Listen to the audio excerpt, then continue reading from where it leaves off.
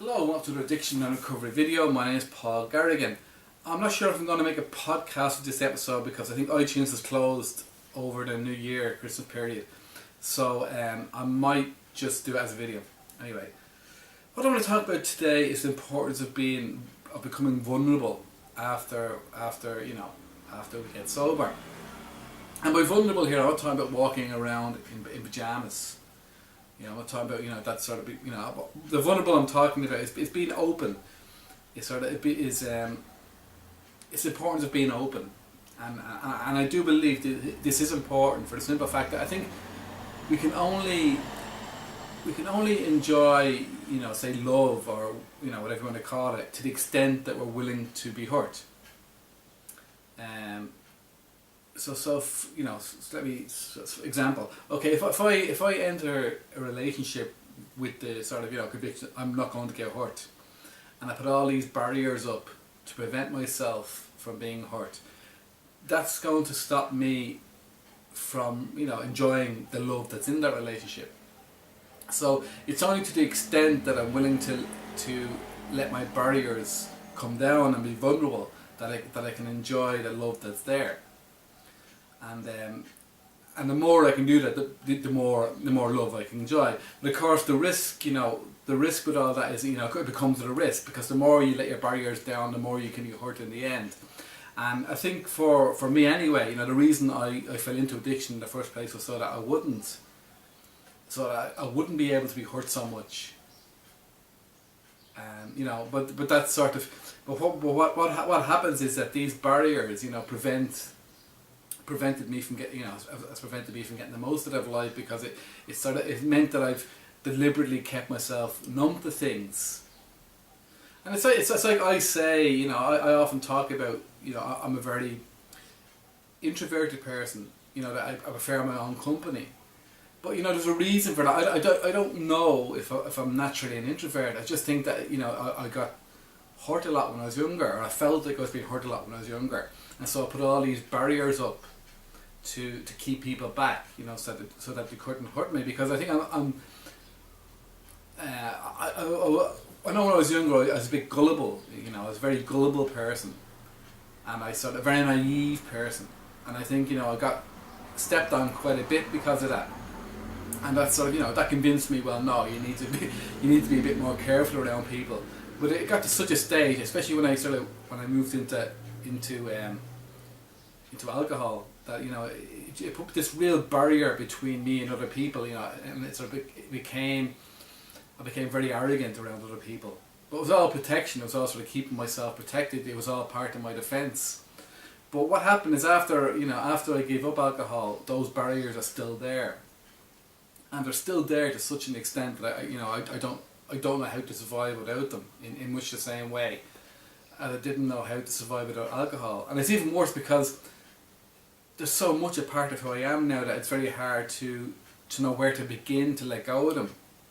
But I also know, I know that it's very, very important, because, as I say, it's only by becoming vulnerable that I can get the most out of life, and I believe it's the same for us all. We can't sort of hope to get all the good prizes in life if we're not prepared to gamble.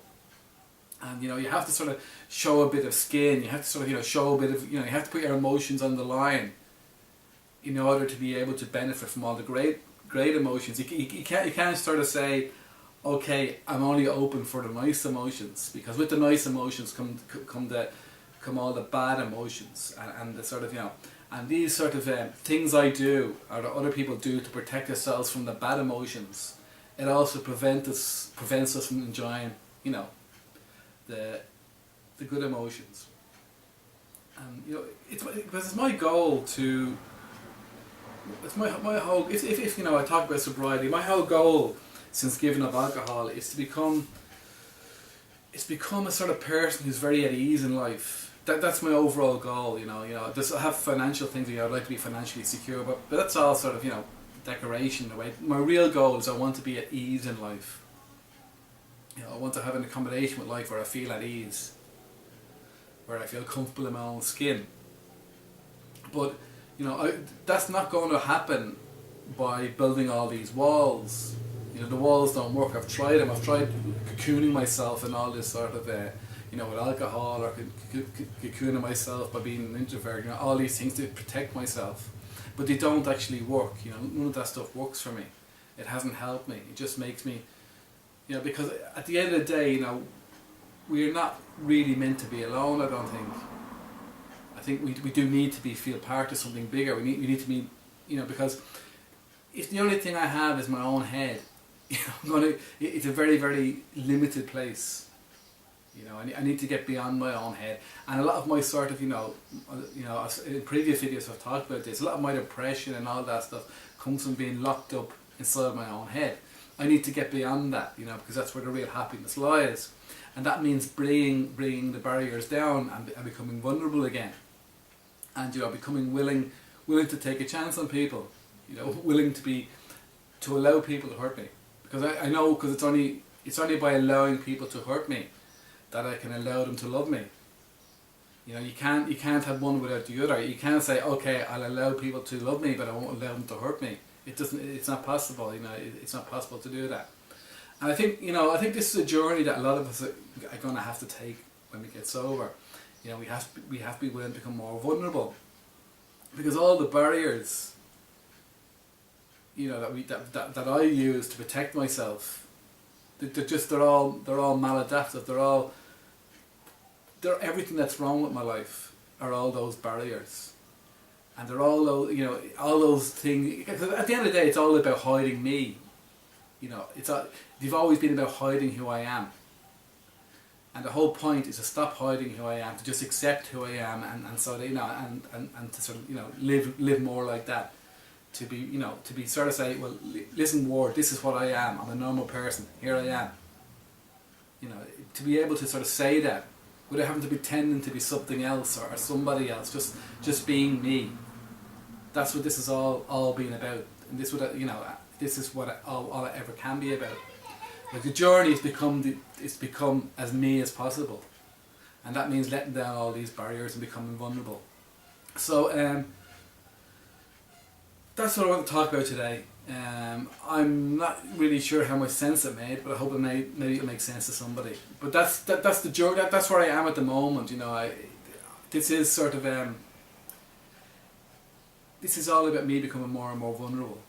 Because it's very easy for me to make these videos and tell you things, you know, to tell you things about my life. I can be very, very open about my life, but that doesn't necessarily mean that I'm being vulnerable. If you know what I mean. It's, you know, I could be an open book about all the bad things that have happened to me, but, you know, I'm still controlling the way I'm sort of, you know, providing that information. Being vulnerable is just sort of saying, this is what I am, you know, this is it, you know, just a normal person. So thanks very much for watching. Don't forget my website, paulgarrigan.com, paulgarrigan.com, or my other website, brandnewchapter.com. I haven't been doing much on either of my blogs at the moment, and I'm not even going to apologise for it, because I've been a bit burnt out with writing, basically, and I needed to take a break. So I took a break over the Christmas period, and hopefully that sort of got my juices flowing again. So thanks very much for watching, and goodbye.